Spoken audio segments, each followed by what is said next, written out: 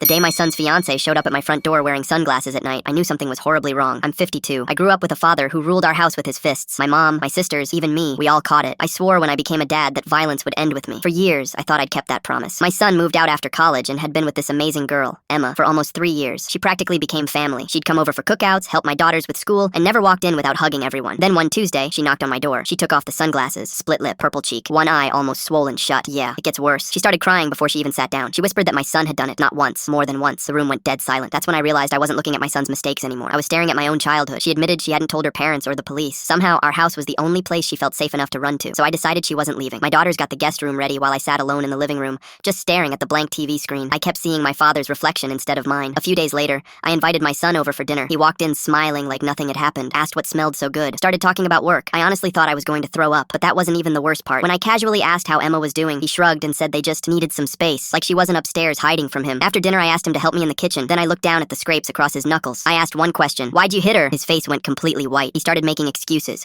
claimed she pushed his buttons, claimed it wasn't that bad. That's when it got worse. I told him to put his hands up, not because I wanted revenge, because I wanted him to understand what fear feels like. We fought hard. When he begged me to stop, I asked him if he'd stopped when Emma begged. The fight only ended when she ran downstairs screaming my name. He froze the second he saw her. I pointed at the front door and told him he wasn't welcome in my family anymore, not after choosing to become the one thing I spent my entire life protecting my kids from. He left without saying another word. Emma packed the rest of her things the next week and filed a police report. I still hate looking at the bloodstain on my rug because I lost my son that night, the same moment I refused to lose someone else's daughter.